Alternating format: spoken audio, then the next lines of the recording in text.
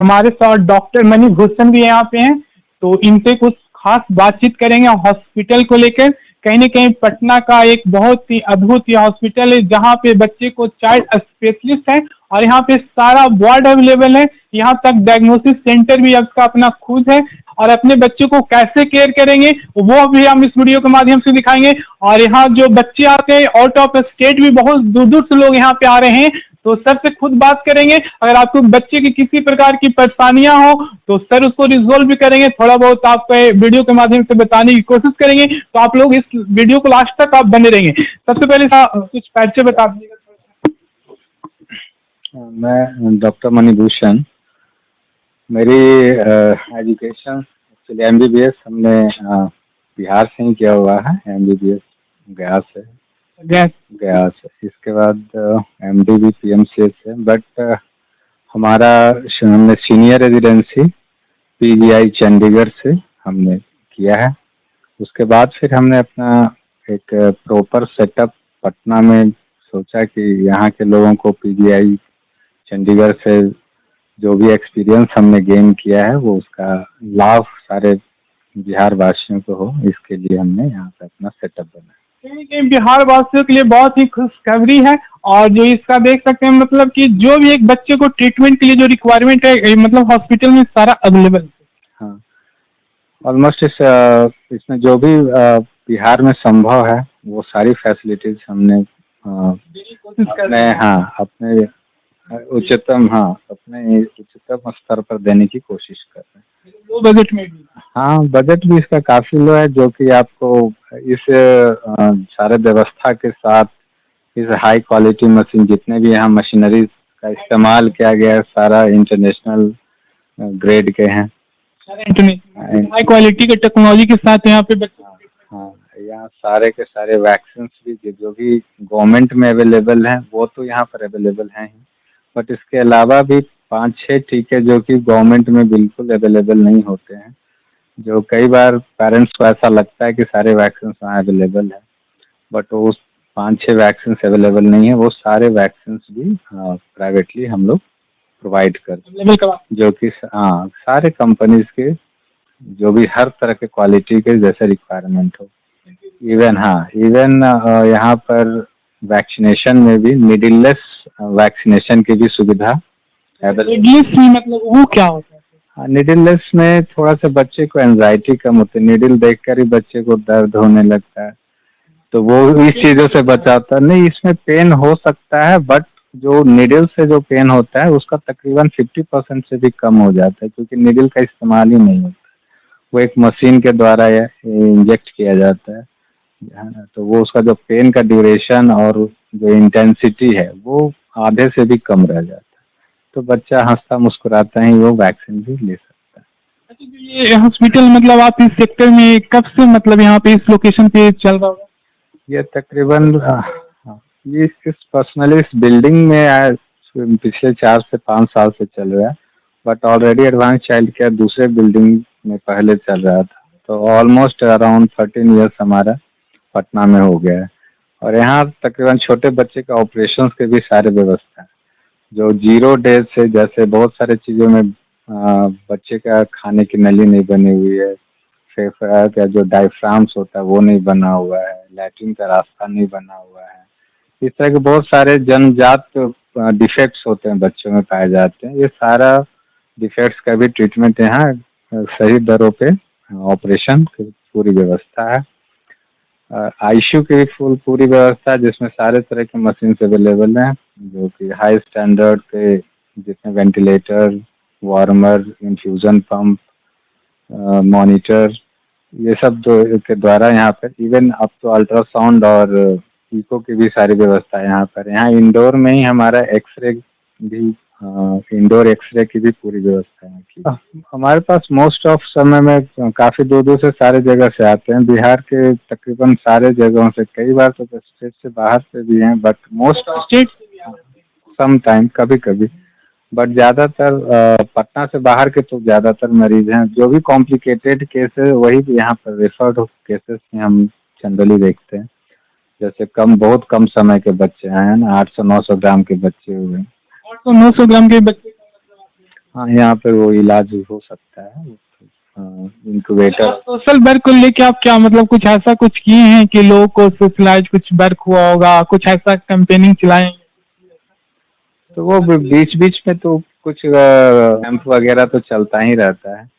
और कई बार जैसा देखते हैं कि कई बार बच्चे जो आते हैं जिनके इलाज कराने के पैसे नहीं होते, तो कई बार हमें उनको फ्री ऑफ कॉस्ट भी करना पड़ता है।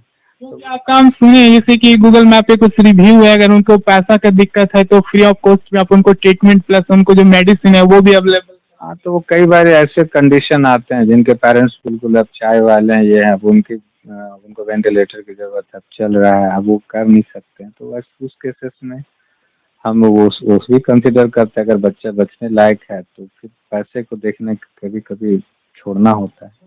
प्राइवेट में अगर आप जाएंगे तो आपको वहाँ की व्यवस्था कई तरह से मिलता है, वहाँ की सुविधाएं बहुत सारे हैं, आपके इसमें स्टैंडर्ड मेंटेनेंस के में कॉस्टिंग तो आती है, वो पेशेंट्स को बियर करना ही होगा, वो गवर्नमेंट की तरफ फ्री तो नहीं हो सकते।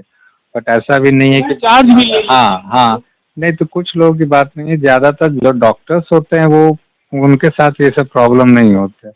बट कुछ हॉस्पिटल्स जहाँ पे डॉक्टर्स के बगैर या ऑन कॉल डॉक्टर्स आते हैं, तो वो उस जगह में कुछ इस तरह की बातें हो सकती है कि वो जितनी ज़रूरत है उससे ज़्यादा चार्जेस लगा दें, ये कर लें। बट अगर किसी चाइल्ड स्पेशलिस्ट के पास जाएंगे तो यूजुअली वो पहले से पता होता है कि चार्जेस क्या हैं। अगर आपको लगता है कि आप उसको में आप करा सकते हैं तो फिर और वो काफ़ी रिलायबल रेट होता है, क्योंकि ये नर्सिंग होम है एक्चुअली, ये हॉस्पिटल टाइप का उस तरह से नहीं है, पर्सनल हॉस्पिटल है। इसके वजह से रेट भी काफ़ी कम होता है, क्योंकि सेम चीज़ अगर हम किसी हॉस्पिटल में जाते हैं तो यहाँ से 2 गुना 3 गुना उससे भी ज़्यादा कई बार कॉस्टिंग गिर आती है। हाँ, डॉक्टर होने के नाते आप क्या बोलना चाहते हैं, अगर कोई एडमिट करवाना चाहते हैं अपने बच्चे को तो क्या किस किस बातों को ध्यान रखते हुए किसी भी हॉस्पिटल में एडमिट करवाना चाहिए? नहीं, नेचुरली आपको ये पता होना चाहिए कि वहाँ पे डॉक्टर कौन देख रहे हैं, उनकी डिग्रियाँ क्या हैं, उनके एक्सपीरियंस क्या है, ये तो देखनी ही चाहिए। इसके बाद फिर आप कॉस्टिंग वगैरह देख सकते हैं, फिर फैसिलिटी। बट अगर आप सिर्फ कॉस्टिंग ही देखते हैं तो ये भी कई बार गलत हो जाता है, क्योंकि आपने कॉस्टिंग देख ली बट वहाँ पर वो मशीनरीज वो फैसिलिटी अवेलेबल ही नहीं है, तो सिर्फ एक डॉक्टर और सिर्फ डिग्री, उसके साथ अगर फैसिलिटी नहीं होगी तो भी वो काम सही आपको रिजल्ट नहीं दे सकते। तो दोनों चीज़ें होनी ज़रूरी है कि एक ऐसा डॉक्टर हो जिनके पास प्रॉपर डिग्री हो, एक्सपीरियंस हो, पीजीआई चंडीगढ़ है, एम्स है, इस तरह के बेहतर कॉलेजेस के एक्सपीरियंस होगा, ताकि उनको सारे पुराने बड़े-बड़े बीमारियों सब तरह के सारे वैरायटी के बीमारी से रिलेटेड उनके पास एक्सपीरियंस होगा, वो आपका केयर कर सकते हैं। उसके साथ एक अच्छी मशीनरी होगी जो कि सपोर्ट करे।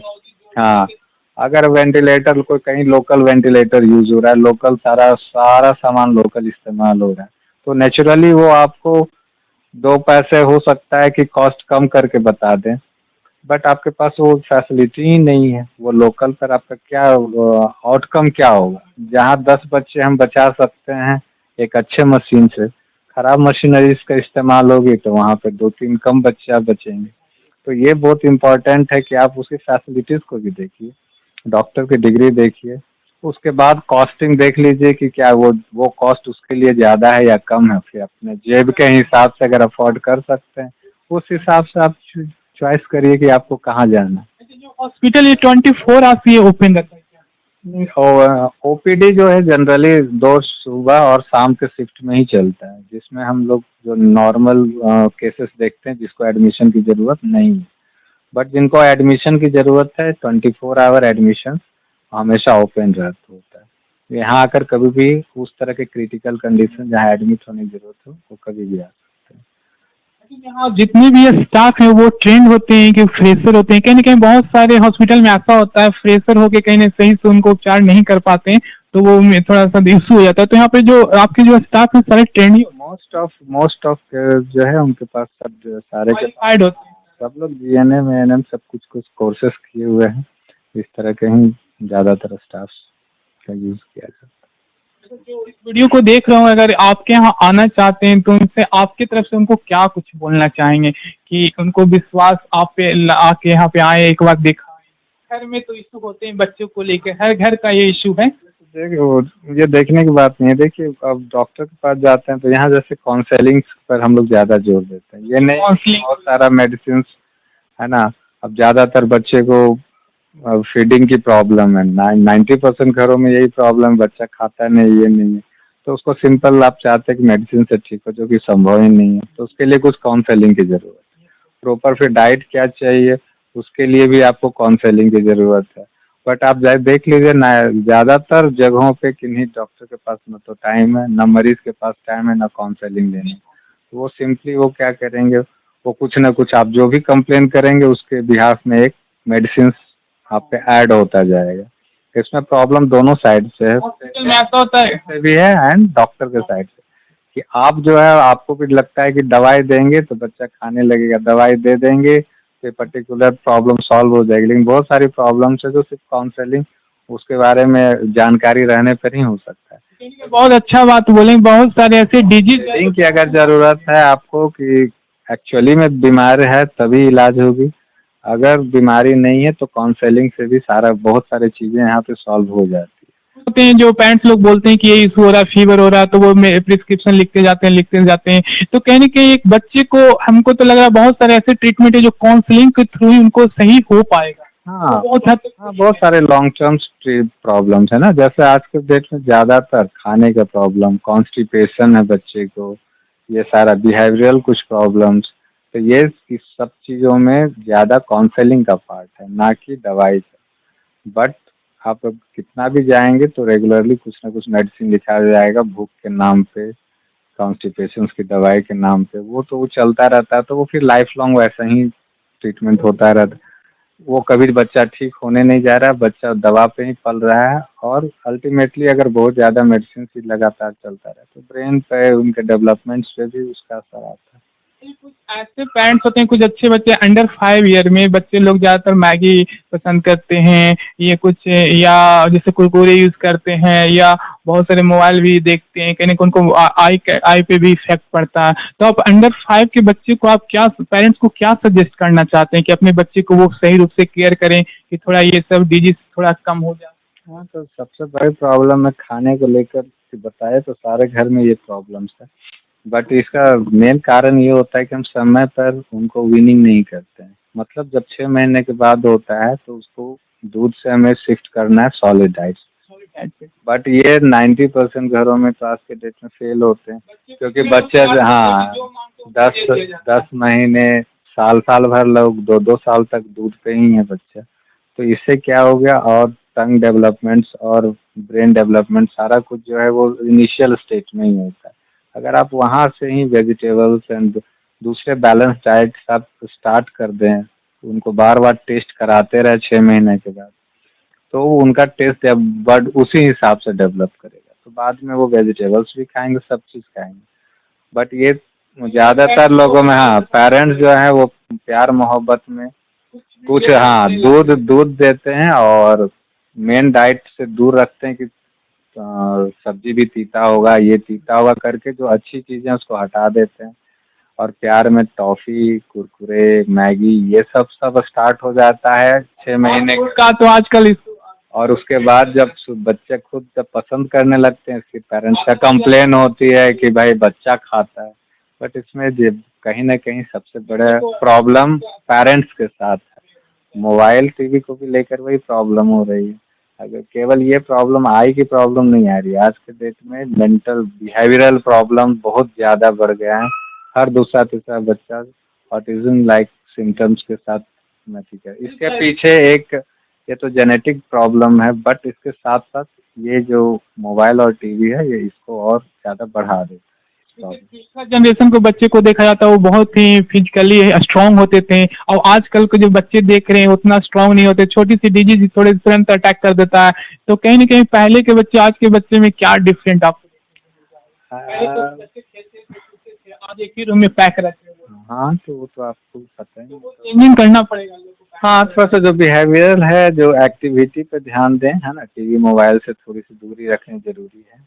तब उसके लिए है कि केवल टीवी, मोबाइल को दूर रखने से नहीं होता है। बिना मोबाइल के खाना भी नहीं खाते, ऐसा इशू हो रहा है समाज में। हाँ, तो वो जिस तरह का आप घर का डेवलप हाँ एनवायरनमेंट बनाएंगे वैसा वैसा बच्चा डेवलप करेगा। इस तरह चीज़ों के साथ इसमें धीरे-धीरे उनको यानी हैबिचुएटेड करना पड़ेगा।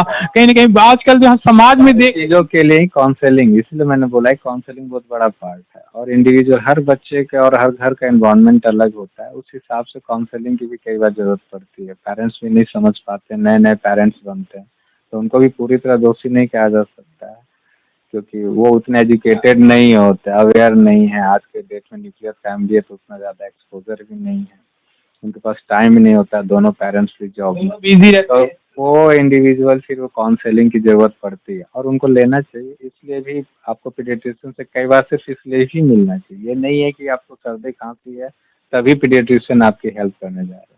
कुछ बिहेवियरल प्रॉब्लम हो रही है, डाइट प्रॉब्लम है, उसको लेकर सिंपल काउंसलिंग के लिए भी आप मिल सकते हैं। अच्छा, आजकल जो पेरेंट्स हैं जो 10 साल तक बच्चे को जब तक उसको तबीयत नहीं खराब हो कहीं किसी डॉक्टर से कंसल्ट नहीं करते हैं, तो बीच-बीच में मतलब साल में 2 साल में एक बार मतलब कंसल्ट करना चाहिए, कहीं न कहीं काउंसलिंग उनको ज़रूरत है। क्या ये बात कहाँ तक सही है? काउंसलिंग होते रहना चाहिए साल में 1-2 बार या नहीं तो बच्चे को ज़्यादातर ये हमारे यहाँ एक है कि हम लोग ऑन ऑन काउंटर कोई भी मेडिसिन अवेलेबल है, तो कोशिश करते हैं कि पैसे बचाने के चक्कर में कई बार वो कुछ-कुछ मेडिसिन्स खुद ही लाकर देते हैं। जब वो बच्चा थोड़ा कॉम्प्लिकेट होता है तभी हमारे पास पहुँचता है। ये बहुत सारे केसेस में होता है, बट इसमें थोड़ा-सा सावधानी बरतने की ज़रूरत है। बहुत ज़्यादा मेडिसिन्स और चूँकि वो जब आप ऑन काउंटर लेते हैं तो वो कॉकटेल मिलता है मेडिसिन का, है ना? 2-4 बीमारियों का वो मिलाकर 2-2 टैबलेट सब दे दिया जाता है। तो उसमें ठीक है, 2 दवाई जो मान लिया 1 दवाई काम किया, लेकिन जो 4 दवाई काम के लायक नहीं है, उसका साइड इफ़ेक्ट तो उनको होने जा रहा है। और बाद में अगर कभी कोई चीज़ इस तरह की मेडिसिन पड़ गई जो नहीं पड़नी चाहिए, तो उससे बच्चा कई बार कॉम्प्लिकेट होकर आईसीयू में भी सीधा-सीधी वो आ जाता है, तो वो प्रॉब्लम में फँस जाते हैं। फिर यहाँ 2 रुपया बचाने के चक्कर में 2000 क्या 20,000 50,000 के गाँव में ऐसा जान भी चली जाती है। गाँव में ऐसा देखा जाता है छोटे-मोटे ये डिजीज़ को इग्नोर भी कर दिया जाता है और जाकर बाद में बड़ा रूप ले लेता है, वो पैसा के कारण इस तरह के लोग हाँ, फाइनेंशियल इश्यू थोड़ी तो है, बट वो देखना है कि कहाँ तक आप कर सकते हैं। स्टेज में नहीं आते हैं तो और ज़्यादा ही सेकंड स्टेज में तो पहुँचे, लेकिन कई बार ये लोग थर्ड, फोर्थ, लास्ट स्टेज करने के बाद तब हमारे पास आते हैं। फिर हम भी उसमें ना हम कर पाएँगे, ना हमारी मशीनरीज़ कुछ कर पाएगी फिर तो। है ना? तो अगर बच्चे के साथ कोई इश्यू हो रहा है तो फर्स्ट स्टेज में जानने की कोशिश करें और अच्छे डॉक्टर से कहीं न कहीं कंसल्ट अगर नहीं करवाते तो वही बाद में जाके बहुत बड़ी इश्यू हो जाएगी और फाइनेंशियल भी आपको दिक्कत हो जा सकती है। स्टार्टिंग में पकड़ा जाएगा तो कहीं न कहीं लो कॉस्ट में भी आप ट्रीटमेंट हो जाएगी। हाँ, यही चीज़ है, ये चीज़ को समझना ज़रूरी है लोगों को, है ना? कि कम कॉस्ट में अगर करानी है तो प्रिवेंशन कीजिए, प्रॉपर वैक्सीनेशन कराइए ताकि डिजीज़ ही ना हो। अगर डिजीज़ हो भी गई अर्ली अगर हम ट्रीटमेंट करा लें तो हमारे बड़े खर्चों से जो भर्ती होने हैं और ये सब से है, ये हम बच सकते हैं। आज खास मुलाकात डॉक्टर मणिभूषण सर से हो रही थी और ये बहुत कुछ जानकारी आपको इस वीडियो के माध्यम से मिला होगा। अगर किसी भी तरह का इशू है बच्चे को तो आज खास मुलाकात डॉक्टर मणिभूषण सर से हो रही थी और ये बहुत कुछ इसमें जानने की कोशिश करें। नहीं तो सर से आके यहाँ पे काउंसलिंग भी करवा सकते हैं और वो ज़रूरत पड़ती है बच्चे को रेगुलरली बेस पे करवाते रहना चाहिए। तो इस वीडियो के माध्यम से हम आपको बहुत कुछ दिखाने की कोशिश है, बहुत ही हाईटेक होने वाली है। तो आप लोग यहाँ पे एक बार आके आप रिव्यू ले सकते हैं, सर से जानकारी ले सकते हैं, तो आपके लिए बहुत ही अच्छा होने वाला है। Thank you.